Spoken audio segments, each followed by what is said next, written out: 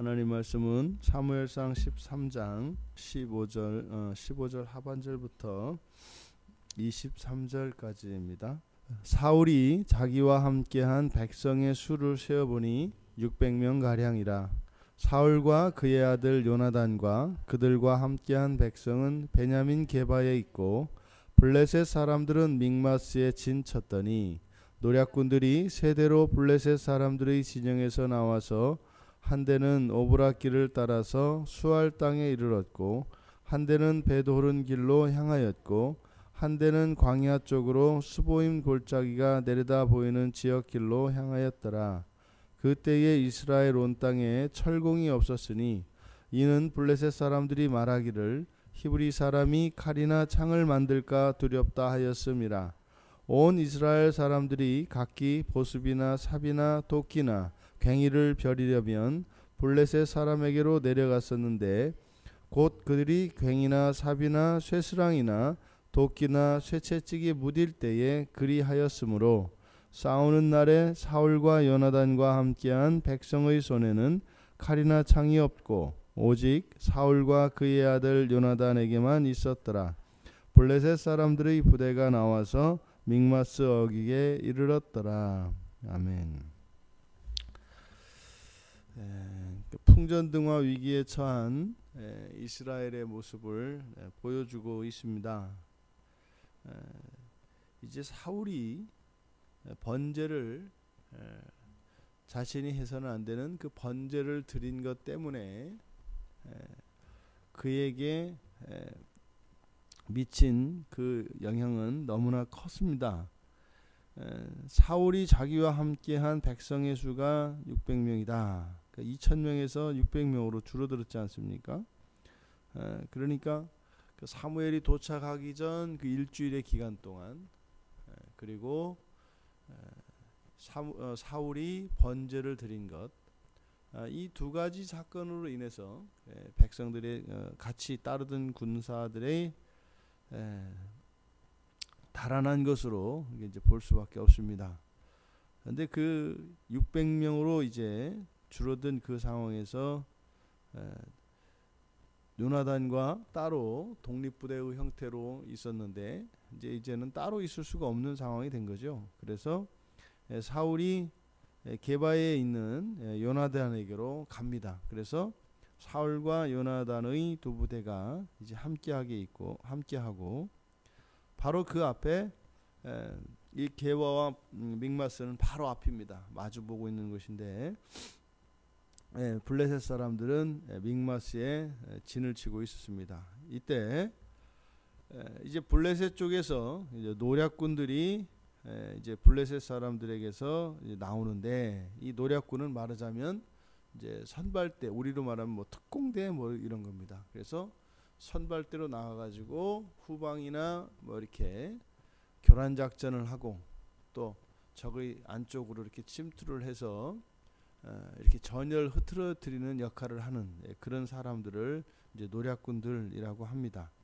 근데 노략군들이 이렇게 이제 세대로 나누어서 이제 나왔는데, 한 대는 오브라 길을 따라서 수알 땅에 이르고 또 한 부대는 벳호른 길로 향하고 또 한 부대는 광야 쪽으로 해서 그 스보임 골짜기가 내려다 보이는 그 지역길로 향했다. 요 세 부대는 그러니까 지금 이들이 있는 그 믹마스는 북쪽에 있고 그 아래쪽에 이제 게바가 있습니다. 그러면 이제 믹마스에서 게바 쪽을 향해서 그러니까 오른쪽 길로 이렇게 가 있는 게 이제 오브라 길이고, 왼쪽 길로 돌아가는 게 벳호른 길이고, 그래서 광야 쪽은 아마 가운데 쪽을 이렇게 해서 계곡이나 협곡 그쪽으로 이제 가는 것을 의미하는 것 같습니다. 그러니까 게바를 중심으로 해서 지금 이스라엘 땅을 우회하고 좌회하고 중앙으로 해서 세 부대로 이렇게 돌아오는 그런 모습입니다. 그런데 이들이 지금 나온 길을 이렇게 보면 이 벳호른 길이라고 하는 이것이 실제로 이들이 있는 믹마스보다 좀 더 위쪽에 있습니다. 그러니까 배도론길이 한 대가 배도론길이 이렇게 오른쪽에 있고 오른쪽에 그러니까 위에서 내려다볼 때 오른쪽에 있고 그다음에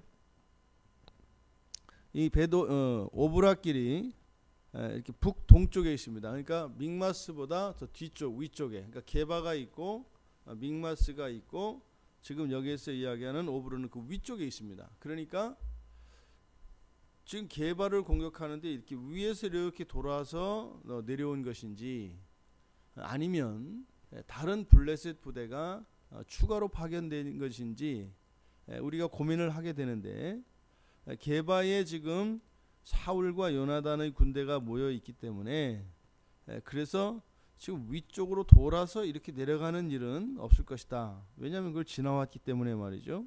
그래서 여기에 나오는 노략군들이라고 하는 것은 믹마스에 포진하고 있던 블레셋 군대의 그 주력 부대가 있었고 그리고 아마 사울이 이 게바로 와서 요나단과 같이 합세했기 때문에 다른 지역에 이렇게 배치되어 있던 그 부대가 이쪽 게바를 무너뜨리기 위해서 같이 합세한 것으로 보입니다. 그러니까 지금 실제 이때의 상황으로도 전력이 상당히 열악한 상황인데 블레셋의 이런 선봉부대, 특공부대가 세대로 나뉘어서 지금 게바를 향해서 또 다가오고 있기 때문에 굉장히 위기에 처한 상황을 나타내고 있습니다. 그런데 설상가상으로 이렇게 블레셋의 군대가 이렇게 더 증강된 것에다가 더 심각한 것은 19절에 보니까 이들에게 철공이 없대요. 철공이라고 하는 것은 뭐 우리로 하면 옛날 뭐 대장간 이런 거죠. 그러니까 쇠를 다룰 수 있는 기술자가 하나도 없었다. 그 이유는 이미 오래전부터 이 블레셋이 이스라엘의 영향력을 행사하기 위해서 아예 철공 기술자를 두지 못하게 한 겁니다. 그래서 그 이전에 있었던 이런 철공 기술자들을 블레셋으로 끌고 가 버렸고 그리고 그 기술이나 그런 장비들이 이스라엘에 있지 못하도록 사전에 막았던 겁니다. 그래서 오죽하면 농기구까지도 벼리기 위해서는 블레셋으로 가야 했다. 그럼 이제 벼린다는 게 이제 날을 세우고 제대로 그 농기구가 제대로 쓰일 수 있도록 그렇게 날카로움을 가지는 걸 말하지 않습니까? 근데 이때 당시의 문헌을 보면 한번 이렇게 농기구들을 벼리는데 드는 비용이 3분의 2 세겔이었다고 해요. 그러면 한 세겔이 한 세겔이면은 4일치 임금이거든요. 그러면 한번 그 삽이나 곡괭이나 이거를 한번 가지고 새로 달궈 가지고 당금질하고 끝에 이제 뭉툭한 것을 좀 날카롭게 만드는데 드는 비용이 이거는 뭐 이틀에서 사흘치 임금 값이다 이 말이에요. 그러니까 굉장히 이때 당시에 그 철공이 드물었고 그 기술이 이스라엘 사람들에게는 굉장히 귀한 것이었다는 걸 알 수 있어요. 그런데 그 결과 지금 전쟁을 하고 있는 이 이스라엘이 어떤 상황이냐? 이게 정말 사실이었을까 싶을 정도로 무기를 들고 있는 병사가 하나도 없었다. 이게 지금 과장된 것인지 뭔지 모르겠지만 사울과 요나단 외에는 칼과 창을 가진 사람이 없었다 그래요. 그러면요, 이게 지금 군대가 아니에요. 전부 지금 삽 들고 곡괭이 들고 그러고 지금 나와서 전쟁을 하겠다고 있는 상황입니다. 그러니까 지금 말도 안 되는 거죠. 게다가 이제 23절에 보니까 블레셋 사람들의 부대가 나와서 믹마스 어기에 이르렀다. 이때 이제 블레셋 사람들의 부대라고 하는 것은 믹마스에 있던 그 본진을 말하는 거죠. 그러니까 이제 본진이 이제는 게바를 공격하기 위해서 이제 전진 배치된 것을 말합니다. 보세요. 다른 부대가 지금 그 특공대가 세 부대로 나뉘어서 지금 세 개의 방향으로 돌아서 지금 게바를 향해서 오고 있죠. 무기도 없는 상황이죠. 병력도 엄청나게 줄어들었죠. 그리고 이제 아마 이 특공대들이 거의 다 개바 쪽으로 온 것 같습니다. 그러니까요, 이제는 본진이 개바를 향해서 출발을 했고 전진 배치했습니다. 굉장히 긴장감이 도는 그런 상황입니다. 그런데 지금 여기서 이야기하고 싶은 것은 뭐예요? 번제가 드린 그것 때문에 이 사울이 겪는 이 혹독한 대가, 그러니까 사울이 그렇게 번제를 드렸던 이유는 살고자 하는 것이었고, 또 그것도 그냥 자기 힘으로 살고자 한 것도 아니고 자기 딴에는 여호와를 의지하기 위해서 한 것이라고 했는데, 그 하나 때문에 지금 이스라엘에게 마치 이 엄청난 위기가 닥친 것처럼 이야기하고 있고, 그것이 돌이킬 수 없는 소망이 완전히 사라진, 그래서 풍전등화에 처한 이스라엘을 그리고 있습니다. 사울이 바랄 수 있는 것은 번제를 드릴 때부터 그랬던 것처럼 지금은 더더욱 여호와 하나님만이 그를 구원하실 수 있습니다. 우리가 이런 상황이 닥쳤을 때 보통은 이제 포기하게 됩니다. 왜요? 이거는 여호와를 의지하려고 번제를 드려봤더니 이거는 오히려 하려고 했다가 혹되려고 하다가 혹을 붙인 상황이죠. 그리고 이제 상황은 더 악화돼서 적 군대는 더 이제 증강이 돼서 이제는 막 전쟁이 이제 일어나려고 합니다. 전투가 벌어지려고 하는 상황이고, 그러니까 아무런 소망이 없는 거죠. 우리가 인생을 살아가다 보면 우리의 환경은 계속 변합니다. 계속 변합니다. 상황이 우리가 좀 견딜만 하고 이길만 하고 극복할 만한 상황이 있고, 도저히 우리 힘으로 감당할 수 없는, 우리가 극복할 수 없는 절대절명의 그런 상황들이 있습니다. 그러니까 막 상황은 변합니다. 그런데 하나님은 한결같으시다는 거예요. 하나님께는 어려운 상황도 없고 쉬운 상황도 없고 급한 것도 없고 그냥 여유 있는 상황도 없습니다. 하나님께는요, 이렇게 환경의 변화가 의미를 주는 것이 아니라 중요한 것은 우리들의 마음입니다. 지금 상황은 점점 그 위기로 치닫고 있습니다만, 소망은 한순간도 달라진 적이 없습니다.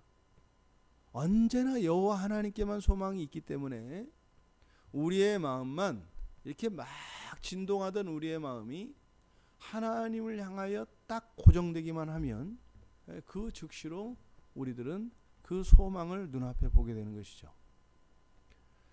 사울은 절대절명의 위기 속에, 이스라엘은 풍전등화에 처했습니다. 하지만 소망의 주인이신 우리 하나님은 여전히 동일하시다는 것입니다. 오늘 우리 하루의 삶 속에 이런저런 일들이 일어나지 않겠습니까? 그런데 그것에 의해서 좌지우지되지 않는 것이 우리 하나님이시라는 겁니다. 예수님이 우리가 어떻게 했으면은 이 세상에 오셨고 안 오셨고, 또 우리가 하기에 따라서는 십자가에 죽으시기도 하고 안 죽으시기도 하고 그러셨겠습니까? 동일하신 하나님 안에서 오늘 하루를 우리의 마음을 빼앗기지 않고 평강 안에 거하실 수 있기를 바랍니다. 요동치는 환경을 따라 요동치는 삶이 아니라 한결같으신 하나님과 함께 동행하는 한결같은 삶으로 이 한날을 살아내시며 그 하나님의 은혜를 누리시는 우리 모두가 되기를 주님의 이름으로 축원합니다. 하나님, 이 상황을 돌아보면 이제는 멸망당할 수밖에 없는 위기에 처한 이스라엘을 보게 됩니다. 하지만 저희들이 보는 것은 환경이 아니라 전능하신 하나님이기에 언제나 저희들에게는 소망이 사라지지 않고 저희들의 평생에 오직 하나님 한 분만 바라보며 살아갈 수 있게 되기를 바랍니다. 오늘 하루 저희들의 삶이 환경을 따라 요동치는 삶이 아니라 하나님을 바라보며 한결같은 평강을 누리며 믿음으로 살아가는 이 한날이 되게 하여 주십시오. 감사하며 예수님의 이름으로 기도드리옵나이다. 아멘.